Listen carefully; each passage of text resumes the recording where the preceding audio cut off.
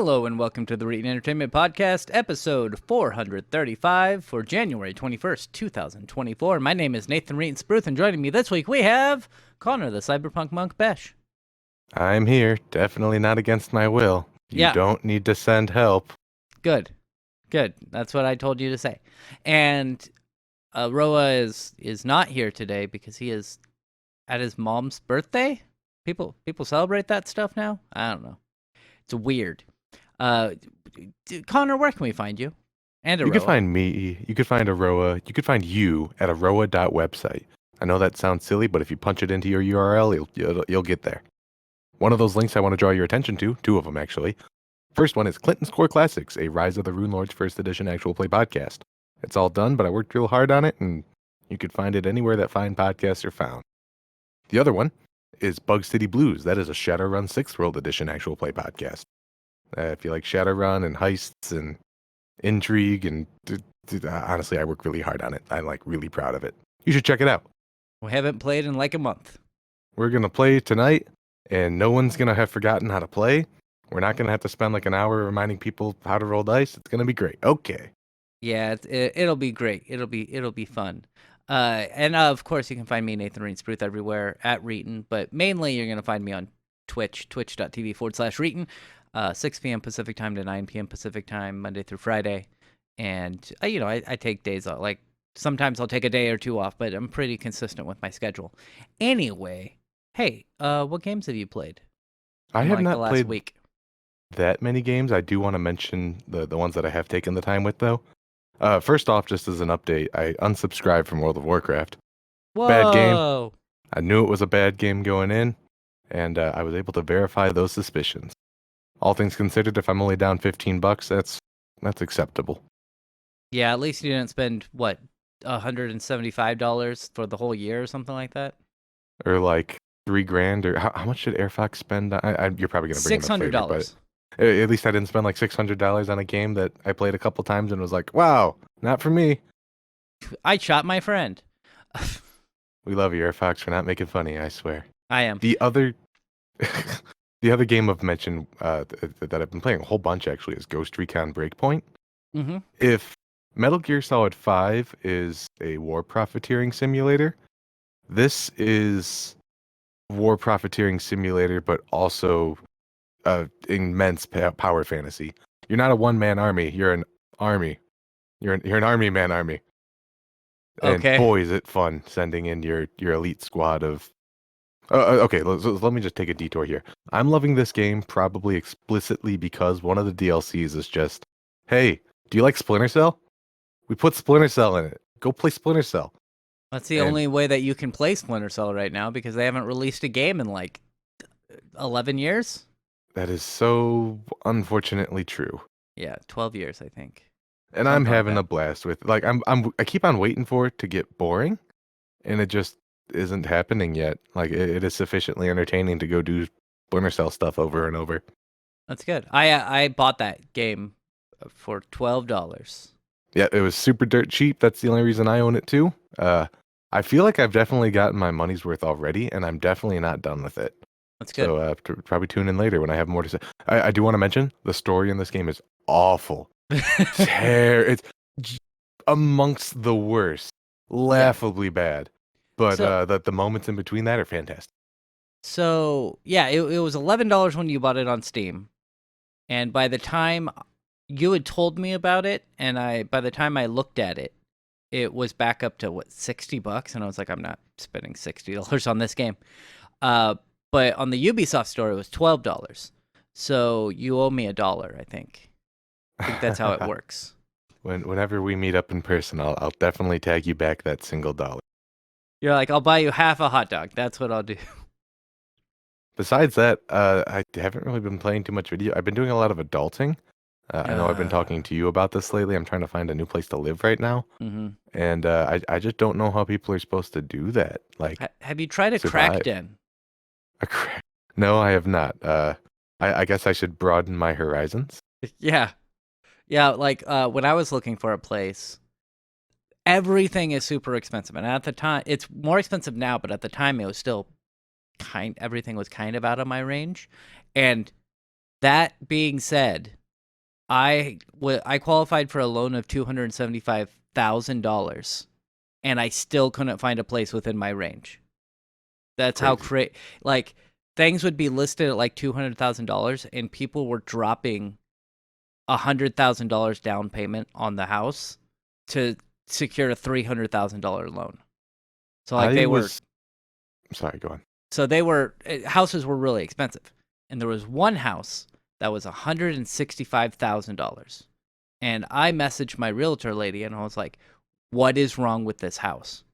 And she was like, "Oh, it's in a really bad neighborhood. There were like a few grow farms caught there, and a lot of people don't want to live in that neighborhood." And I was like, "Oh, that sounds perfect. Please, please give me the house." And unfortunately, it sold for like 200 something thousand dollars because somebody put $100,000 extra on top of the asking price.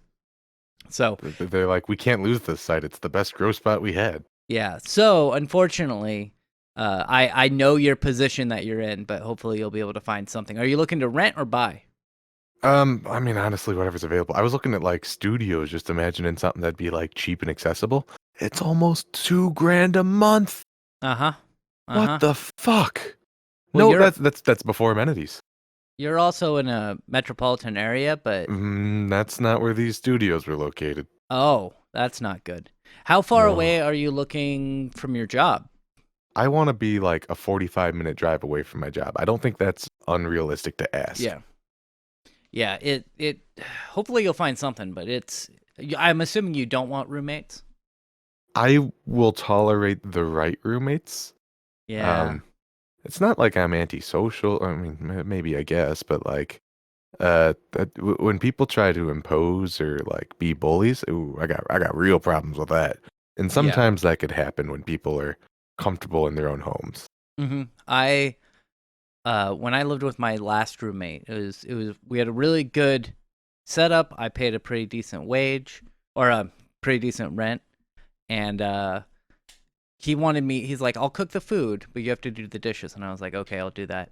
And then it just got like he would just dirty as many dishes as possible when making dinner, and then I would have to do a ton of dishes. And so he was like, "I'll tell you what, you pay an additional $40 a month, and I'll do the dishes too." And I was like, "Deal." I will take that every month. $40. You do all the dishes. It's great. So See, if yeah. that works out for you, that's great. Like, I don't want to have to be a maid for another person, and I also Hmm. have absolutely no expectations of another person being a maid for me. And when either of those lines get breached, that's a big problem for me. And I've lived in places where I've had to be dad for someone, and it's like you're gonna cause rats to come in our house. Like you can't live like this. Yeah, that wasn't really the problem. It was just I don't like doing dishes. And so It's he made me that offer and I was like, "Perfect. Good." unfortunately basic hygiene is sometimes an issue for people. In my Oh experiences, yeah, looking yeah. for people to live with. Yeah.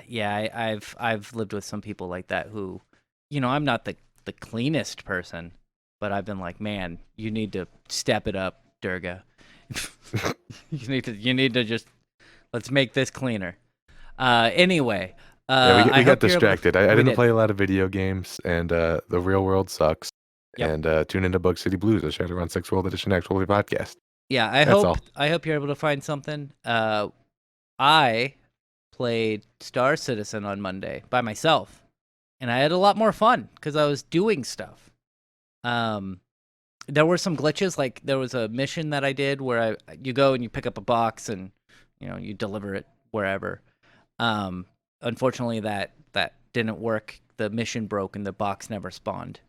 And then there was another mission that I was on my way to collect a different mission, and I was like, "Huh, there's a bunch of ships out here. I wonder if I can steal any of them." And the answer is yes. I was able to. Somebody did not lock, like they had locked the doors to get into the ship, but they did not lock the elevator to get into the cargo hold. And so I was able to get in the cargo hold, and from there go to um, the cockpit, and I was able to steal their ship and fly around and do missions that way. And that was pretty awesome. Did Uh, people come looking for you? Be like, okay, give no, it back. No, there are ways that you can do that. Like you can, if your ship's out somewhere and somebody's piloting your ship, um, they can like spawn in their ship. Like they'll wake up in the bed, and then they're able to like get out and like take you out or whatever. There's also uh one of the things that, so if you're out in the verse and you're like, okay, I need to log off. If you go and sleep in your bed, you can click log off, and then when you come back, you'll be in your ship. And so I think your ship doesn't despawn for a certain amount of time, so somebody can then steal your ship. And when you log back in, you'll be in your ship with somebody driving it. However, if another person lays in the bed, you can't spawn in the bed. So that's one way for them to not be able to spawn into their ship. Just need me and 3 of my sleepiest friends for the greatest heist the galaxy has ever seen. Yeah, it was cool. I had some fun with it. I do like the concept of the game, but again, it's been in development for over a decade now, and it's still super buggy. I was going to ask if that is technically released or if it's still in like early access or beta or whatever they want to call it. It's still in beta. Yeah, that's not a good sign, game developers. Even Minecraft released eventually. Yeah, exactly. So, I'll probably the thing is, I'll probably pop in every couple of updates, and which is what I've been doing. I'll pop in, 2 or 3 updates, see how everything's changed, see if it runs any better, which, by the way, no, the answer's no. It runs You're at like, oh, right, I own this game. Yeah, it runs at like 60 frames a second in space, but once you get into a populated area, it just crashes to like 30 frames a second. And that's on a decent computer. Like, I don't have like a slouching computer or anything, and it still runs kind of like crap. It's a shame that we're having such a problem accomplishing this fantasy of being like a space pirate, like that Starfield or, whatever all these games are trying to accomplish. Because I feel like a lot, especially this one, is getting close, but it's not quite hitting the mark. And a lot of the problem with that is performance. And we already had like Privateer and the Wing Commander series. They were released 30 years ago. And they can't replicate it in over a decade. It seems silly to me. Anyway, that being said, it sure is pretty to look at. I love the cockpits in Star Citizen. Oh yeah, like yeah, you came in and you're like, oh man, that cockpit looks good. And I'm like, yeah, and I think that was the ship I stole. As far as like game developers knowing the time you're gonna spend most looking at your screen, yeah, they nailed it. Yeah, like it is. Some people call it screenshot simulator because that's fine. Yeah. Anyway, the second game I played, I'm still trying to play through it, Shadowrun Hong Kong. I think I'm at the very end of the game, but I wasn't able to finish it last week, so I'll be finishing it this week before Infinite Wealth comes out. Like a Dragon Infinite Wealth comes out on the 25th, so I'll be starting that on the 25th. And I like Hong Kong. It's fun. I like playing. I like throwing shurikens at people and killing them. It's a lot of fun. Are you feeling like you're in over your head yet? No. Unusual. Well, see, this is not an actual Shadowrun campaign. This is a Shadowrun game, and with video games, I'm always overpowered. Okay, yeah, that's yeah. I always, and it's not like the game probably didn't design it that way. I'm just like, oh, I did everything else, and now instead of putting any points in anything, I put it all into strength. And so I did have one thing that in the second to last mission, I went up and they're like, hey, you can't go back there. But I saw that you could do like a etiquette Shadowrunner to get past it. So I was like, huh, that's interesting. Let me just level up my etiquette and choose Shadowrunner as my next etiquette. Oh, look, I got past this dialogue option. So that was really nice. But anyway, it's fun. I'll be playing that Tuesday. I probably will beat it on Tuesday. And then after that, I'll probably play this last game, which is Pal World. I was able to get into Pal World because it's on Game Pass, and apparently everyone's playing it. Yeah, it's pretty gosh darn. I guess there was an emergency meeting at I don't know if it's Epic. I think it was Epic, where they're like, We these need sales this. are not what we were expecting. Yeah. Yeah. Is it on Epic? I don't think I, it's on Epic. I think it's on not Steam. now that I say that, maybe I'm wrong. No, you're Who? right though. I think that I think there was an emergency meeting at Epic, which was basically like, why is this not on our platform? Oh, maybe that's what it was. I do know that a publisher was like, look at it, guys. It's printing money. Yeah, and I think that's probably what Epic had. They're like, how do we get this on our platform right now? They're Because it poking their said, games like, do it. yeah, it was fun. I played with AirFox. I'm still in the tutorial. The tutorial takes forever. Mainly because it's such a big area, and the tutorial is like, you have to go fight this incredibly powerful boss, so you just have to like continuously level up and stuff. And one of the big things about the game is it is a survival game. You have to eat, you have to craft, but it's not bad like most survival games. I can't remember the last time I actually got into a survival game and had fun. And it was like I played for like 5 hours on Friday, which I normally stream from 6 to 9, and I played until almost midnight. And I was like, I need to go to sleep at some point in my life, so I'm gonna stop playing right now. But it was good, and I'll probably go play it some more after I am done with Shadowrunning tonight, because I can't get out of that. I can't be like, hey, I'm gonna play Power World. Bye, guys. Boy, do you wish you could, though.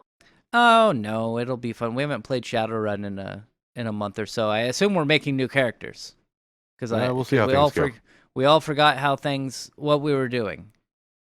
I do Anyway. anticipate there will be a brief period of time where we all get together and we're like, right, how do we do this again?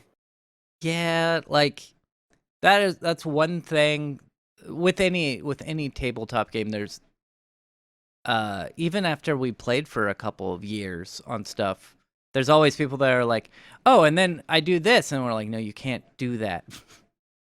Stop it.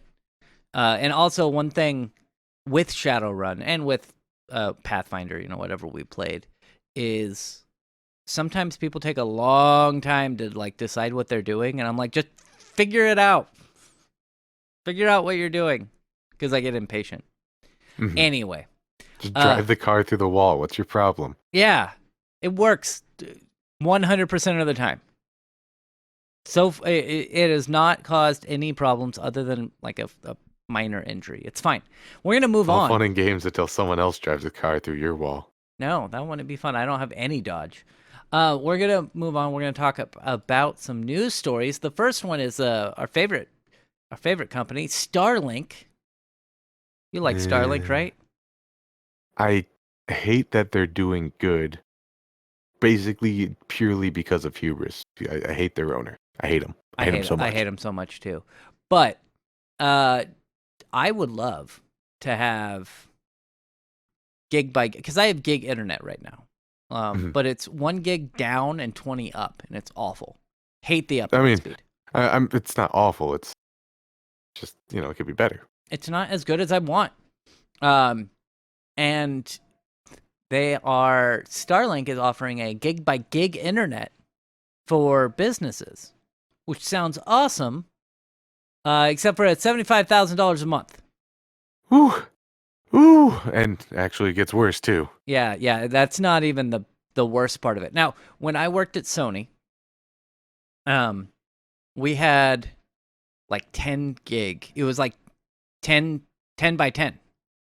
And that was like $50,000 or $60,000 a month. But that's a fair.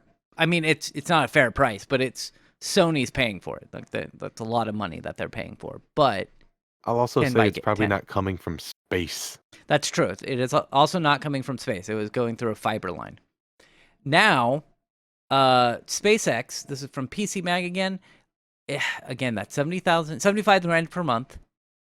And it says here, SpaceX is advertising a new Starlink service that can deliver gigabit speeds for the satellite internet service, but only if the customers pay $1.25 million up front That's the installation fee, plus another $75,000 a month for gig internet.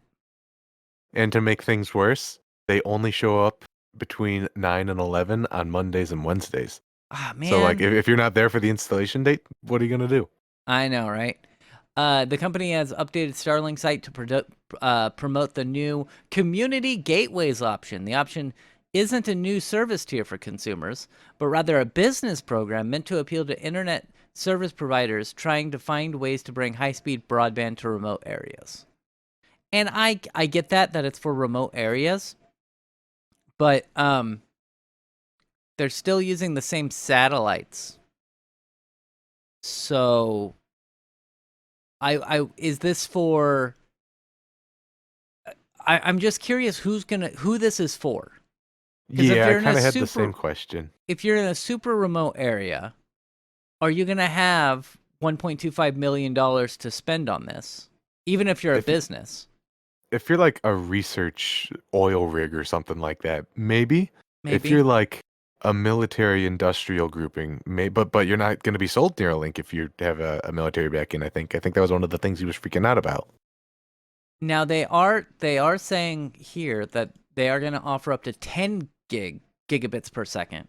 On the last paragraph, it says, our first community gateway on the remote island of Unalaska, Alaska, is able to provide 10 gigabits of symmetric uplink and downlink throughput, enough to serve thousands of new customers while operating at over 99% uptime. So what I'm thinking this is for is people who want to start their own internet service. So you're in, like, that's what it sounds like here.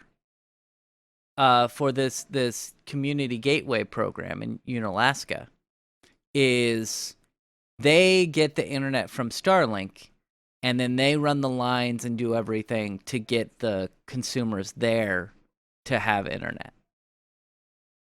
It's just such a weird funnel. Like, at that point, why wouldn't you just get your individual ones unless it's cheaper or something? It's weird.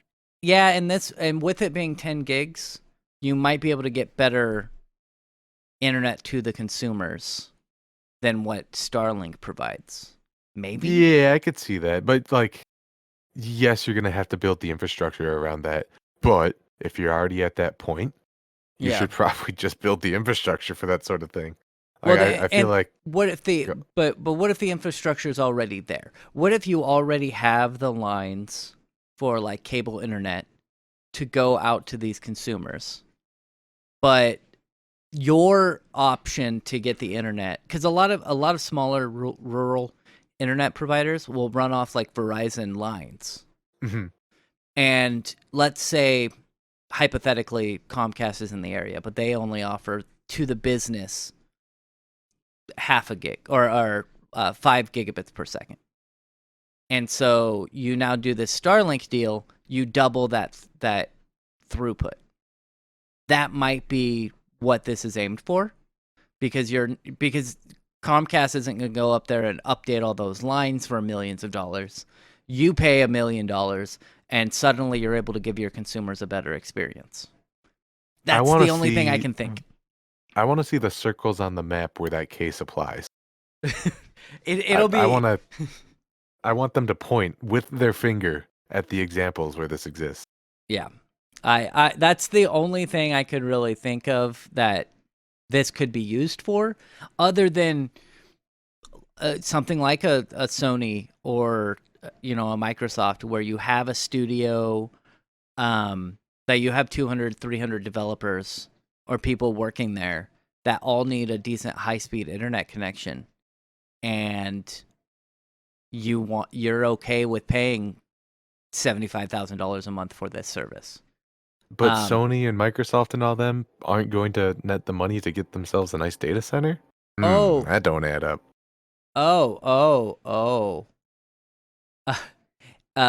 Later on in the article, it now appears SpaceX has decided to take the community gateway concept and expand it to all interested ISPs. Oh yeah, see, it says interested ISPs. So that it sounds like it's exactly what I was thinking it is. But the offering won't be cheap. In addition to the $1.25 million upfront fee, the company plans on charging business customers $75,000 per gigabit per second per month. So that means for the one in Unalaska, it would be $750,000 a month because they're doing 10 gigabits per second. I mean, that's pretty expensive data. Yeah.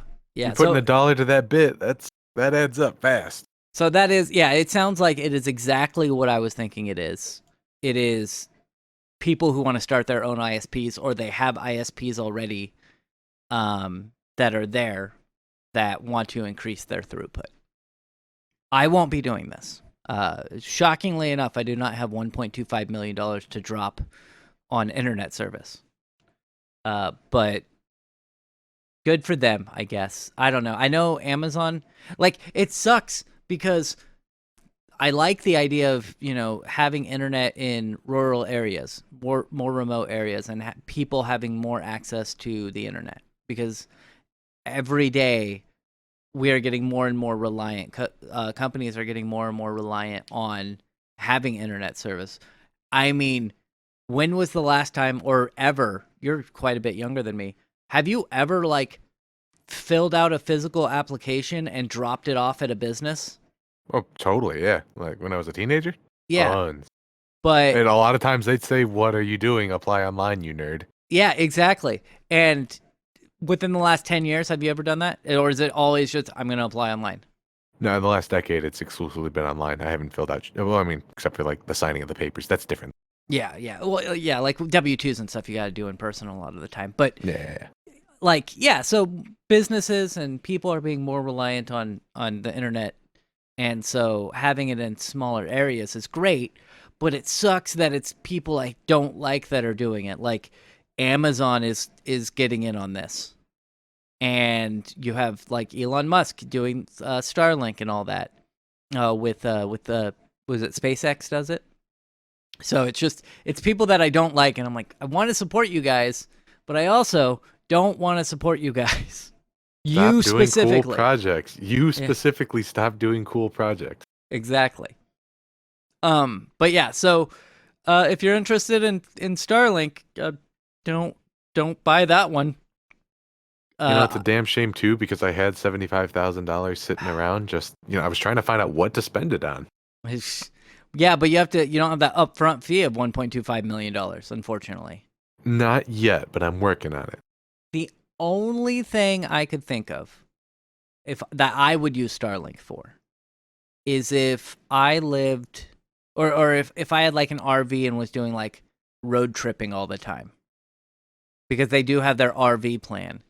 That would probably be the best case scenario, but I hate RVs. I hate vehicles bigger than a sedan, so I'm just not gonna do that. If I was doing Firewatch somewhere, maybe, but they don't need that much data. We don't need that much data. No, no. Well, I mean, just for the base plan, the base Starlink plan is what I would do.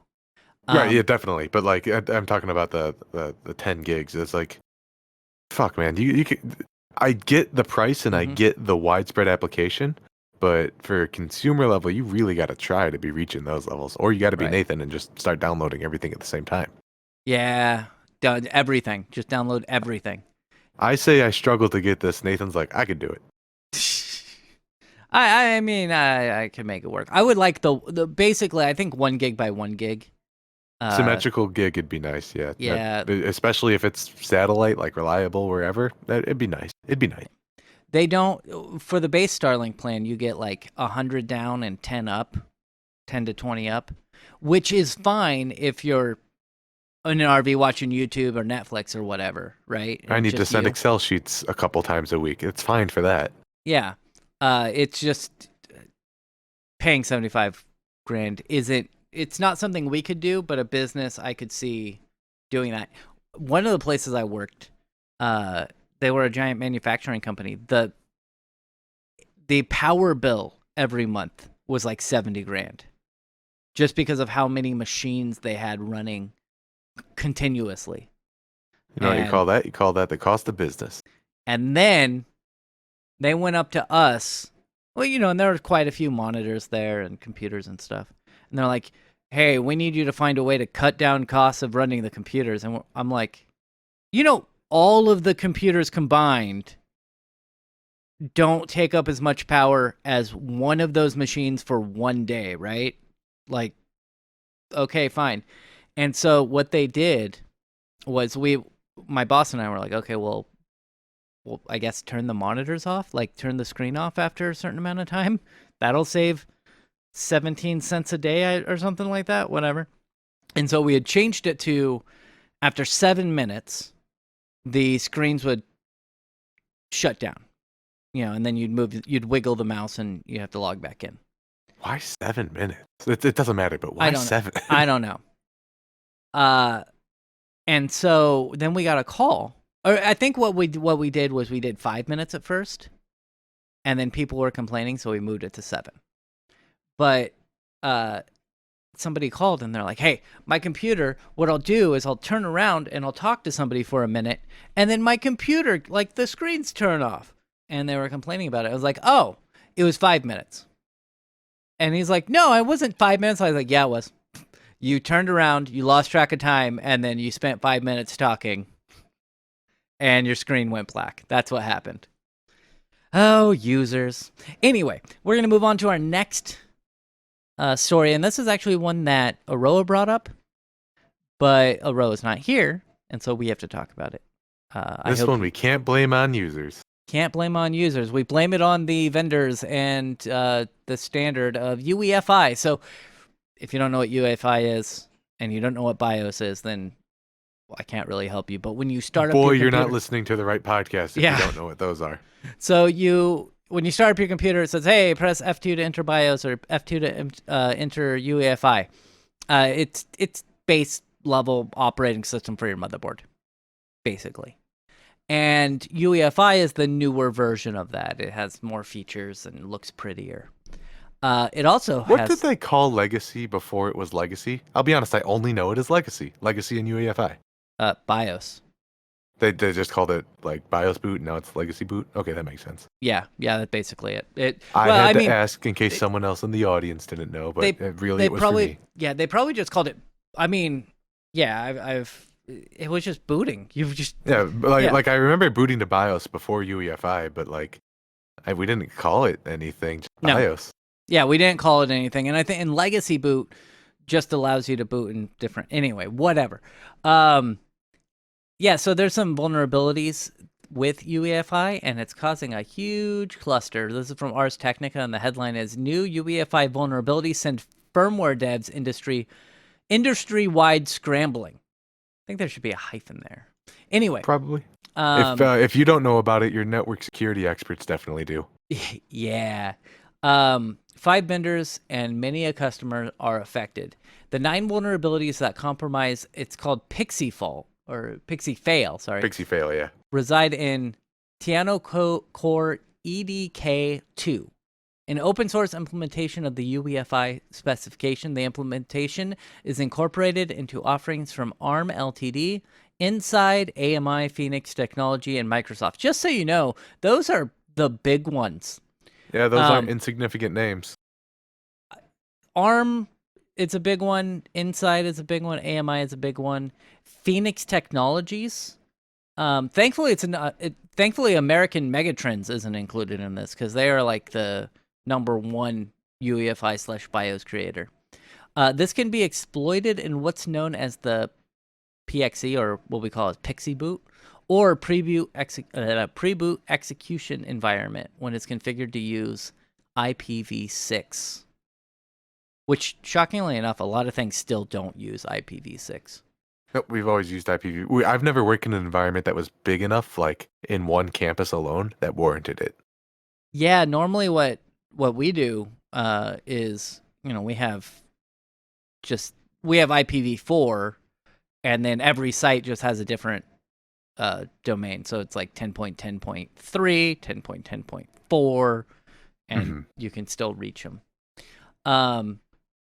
PXE is referred to as Pixie boot or NetBoot. It's a mechanism enterprise uses to boot up large numbers of devices which more often than not are servers inside large data centers, rather than the OS being stored on the device booting up. So yeah, this could be bad, because if somebody's able to, instead of like you booting up normally and grabbing the file, I could think of a lot of thin clients do this. Where if you work at if you've ever worked at a call center, a lot of them are going to use thin clients, which is great. So you go in, you type your name, and you put your password in, and then it takes a minute because it pulls all of your profile information from the server over to that computer, and you can go to any computer and log in and have all that same information. It's fantastic. I compare it to like a 1950s, 1960s terminal style where you could have a screen and a keyboard at your desk, but all the computations happens in a computer that's the size of the room downstairs somewhere. Yeah. And so that's they're doing a PXE boot there.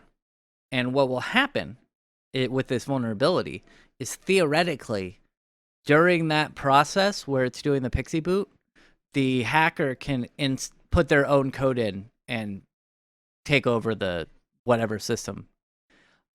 Cannot be good. It says here, by exploiting the pixel fail vulnerabilities, an attacker can cause servers to download a malicious firmware image rather than the intended one.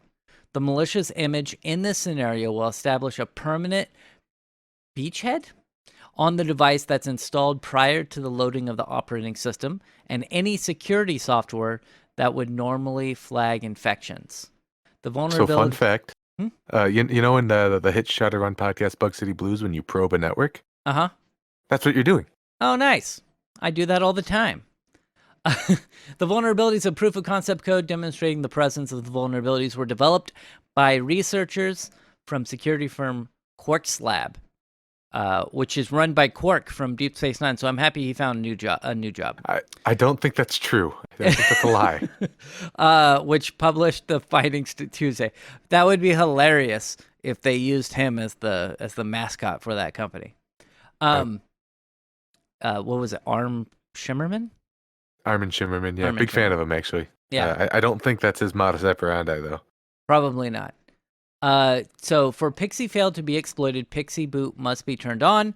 For the overwhelming number of UEFIs in use, it isn't turned on, so that's good. And generally, like if you're deploying, I've never really used PXE boot where I'm at. I've thought about it. I've thought about setting up a fog server to make installations better, but whatever. PXE isn't I turned on. have used PXE servers before, but a computer's never connected to one unless we specifically told it to boot to it, or the operating was fried, and it's like, I don't know what to boot to anymore. Yeah, and then it tries to PXE boot and doesn't do anything. Correct. Yeah, it doesn't have configuration. It's not looking for nothing. PXE is generally used in data centers and cloud environments for rebooting tens of thousands of servers. Additionally, it must be configured to be used in combination with IPv6 routing. I just, this sucks. I don't see it as a huge... I don't see it as a huge issue, and they're probably going to patch it. I see it as a big issue, sure. I'm sure eventually someone will find a patch for it. The issue, as I understand it right now, is it works kind of like a wrapper behind whatever package that it's supposed to pick up. Mm-hmm. And when things successfully spoof a wrapper, it's kind of hard to tell it, oh, hey, that might not be what you think it is. You got to check first. And if you do that, it's going to have a big impact on performance.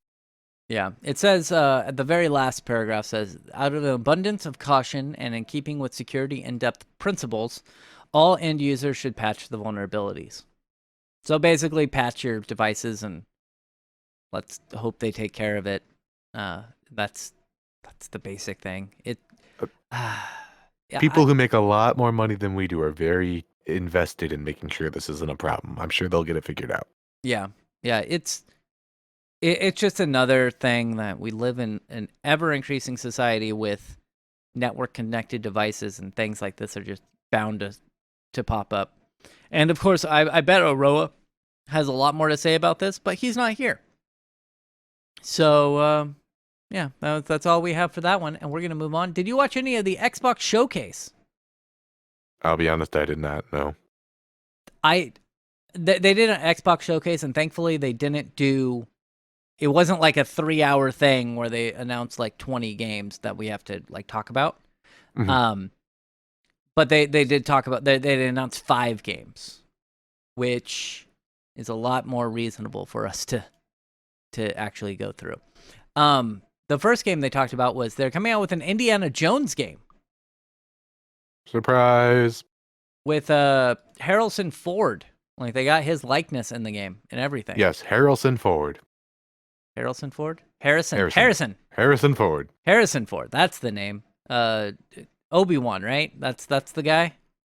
Yeah, I know no. it's Han Solo. It's Han Solo. Sorry, you broke my brain for a second there, Nathan.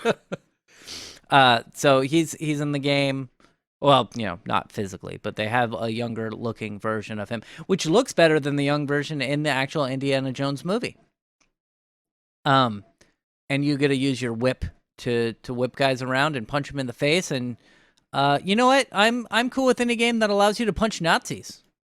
Yeah, all in all, I think I'm pro punching Nazis. Yeah. My one question is, who asked for an Indiana Jones game? Like, where did this come from? It's been in development. Like, it's been rumored for quite a while. I'm just talking about like as far as official releases. I didn't know this was actually a thing. Yeah. Yeah, it's apparently it's happening. They're gonna do like it's a puzzle solving game and some action combat. Isn't it gonna be out this year? Let me see. It says let's go to the very end. I actually didn't watch this until now. It just says Xbox at the end. 2024. Yeah. I mean, as far as like reveal to release, that's pretty fast for a video game. Yeah. For a Bethesda game. Yeah. Yeah, considering I think what Starfield was like 6 or 7 years it was announced before it was actually released. And they Bethesda, they generally will do like, we're doing Elder Scrolls. And then 5 years later, they'll release an Elder Scrolls game. And then they're like, we're doing a Fallout game. So they'll do like every 10 years, they're doing a different iteration of that particular series. I'm sorry, this might not be Bethesda. It's Machine Games? I'm not sure if I know Machine Games. Not sure either. Well, no, it does say Bethesda there at the bottom. Maybe they're just publishing it or something. Yeah. Machine Games might be creating it and then might be developing it with Bethesda being the publisher. Which these are the guys who made the new Wolfenstein and like Doom and stuff. Yeah, it's just Bethesda. Oh yeah, they're owned by Bethesda. It's a ZeniMax powerhouse. Then we got a trailer for Senua's Saga Hellblade 2. Did you play through the first one? I didn't play through it all the way, but that's the only game on this list that I'm like remotely excited for. It looks all right. It's pretty. Yeah, it does. It's a very puzzle-based game, and I'm not a huge fan of puzzle-based games, but I still had fun with Senua's Sacrifice, the first one. I get it. It was trying to say something. It was. I remember I was in somebody else's stream watching them play Senua's Sacrifice, and they were trying to solve a puzzle, and they said out loud, what do I do here? And so I gave them a tip on what to do. And then they got mad at me for backseat gaming. And so I stopped following that person. Welcome to the Twitch experience. And it was like, they're like, somebody in the chat was like, oh, streamers will say stuff like that rhetorically. And I'm like, okay, fine. I'm done. Bye. So you're excited about that one. The one I'm excited for is the next game, which was Avowed, which is Obsidian's answer to Skyrim, is what they're calling it. And I want to see more before I get excited. Apparently, this is like an 8-minute trailer, so maybe I have my wish and I just haven't clicked the button. Yeah, and honestly, the trailer doesn't show as much as I would like of gameplay. A lot of talking heads, but it does look fun. They also go through at the very end. They talk about like one of the quests you can do where you have to determine if the guy's lying or not lying. And theoretically, they're like, oh, and it can change. The typical, oh, your decisions matter, Connor. They don't. Your decisions do not matter one bit. But they try to make it seem like your decisions matter. And it looks good. I don't know. Is this going to release this year too? Is this just a 2024? Like these are games that are releasing in 2024 showcase? I would hope so, but like I said earlier, I've seen so little about this game that I have no faith that it will be out. They Oh, say it's going to be out in fall of 2024, but that's what it I says. would Yeah. not be surprised if this ended up getting extended or delayed. Yeah. I mean, they show off battles with like wands, pistols, dual wielding wands, um, and some other abilities in it, but we'll have to see how it is. The good thing about all these games, and I've said this before, they're all going to be on Game Pass, so I won't have to pay anything extra to play them. And the second to last game they showed off is Visions of Mana. Man, this Which game series will not die. yeah, I'm not a huge fan of the Mana series of games, but Yeah, I could usually tolerate a JRPG, but the X of Mana series are just I don't want to say they're juvenile. They're just like whenever I'm playing them, I'm like, is this really what I'm doing with my free time? now this does look better than most of the other Mana series of games that I've seen or played. So we'll have to see. We'll have to see how it turns out.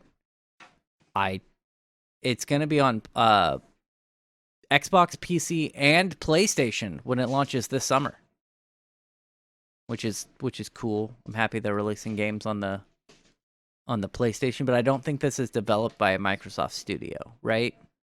Is the Mana series, are they Capcom? No, that's Square Enix. Squeenix, yeah. So that's summer 2024. And then the last game is one that I hadn't even heard of, which is called Aura History Untold. I should be excited for this game, but I'm not yet Why not? because the trailer is mostly a lady talking. Oh, well, that would. Oh, this is a city builder. Well, Oh. it's a Firaxis game, a 4X kind. Oh, okay. That could be fun. I've had some fun with those games, but then also other times I've had not a lot of fun with those games. It really depends on who I'm playing with and the game itself. Like Civilization can be fun, but I've played some other games that just aren't enjoyable. I've lost entire days of my life to Civ, and I used to host Civ parties like online in college. We used to get together also for like weekends at a time and just it's like playing Risk, you know, fun. Yeah. I would do that with Durga. We played for like 5 or 6 hours on Civilization 4, or no, Civilization 5, and then the save would get corrupted. Oh no, that happened online a lot. You'd play for like Yeah. 4 hours. You'd hit a loading screen that would take like 6 hours, and then everyone would be reset and be like, "What the fuck?" Yeah, that happened like twice to us, and we're just like, yeah, we're gonna be done now and not We do saved this. every couple of years. Yeah, well, that's smart. And this is releasing this fall. Apparently on PC and PC Game Pass this fall, and that's it. There were only 5 games they spoke about for this whole thing, which was Avowed, Senua's Saga, Visions of Mana, Aura History Untold, and the Indiana Jones game. And you're excited about the Senua's Sacrifice 2 or Hellblade 2? Yeah, I'm excited about one of these. Potentially 3, like Avowed has potential. Aura definitely has potential, but you gotta show me, guys. I gotta see it. You're not excited to punch Nazis? I've never seen Indiana Jones. What, you've never seen any of the Indiana? Like, I can understand not seeing like the one with Shia LaBeouf or the new one, but you've never seen like the Temple of Doom or anything? I've never seen any Indiana. I've seen plenty. Like I know if I say Kalima and I reach for a heart, that's a thing. Yeah. But no, I've never seen a Indiana Jones. Do I have? I don't know if I own those on DVD. I think you own them on the DVDs you have on your shelf down here in the basement. Yeah, I have those DVD. You might want to take a crack at one of them. You know, watching one of them or all of them, except for I don't think I have the new one. I'll have to get that on Blu-ray or something. It's totally not related to any of these stories, but speaking of movies, I got 3D movies working with my headset. Oh yeah. Oh man, this is changing the way that I want to watch movies. Did I'm going to that be work? asking for more. It worked great. Okay. I need to maybe watch a not so long movie. The battery life was an issue, but Oh, that's yeah. that's not a discussion for now. Yeah. But anyway, we are pretty much done with the podcast. I want to thank you for being here, Connor. I'm all you had. You are all I had. And thank you for being here, Reeton. You're welcome. And we'll be back next week talking about more video games and tech news and shitting on Elon Musk or something. Bye. Tune in next week when Nathan desperately begs his girlfriend to be the guest star because no one else can make it. She wouldn't do it. That would be a no. Bye.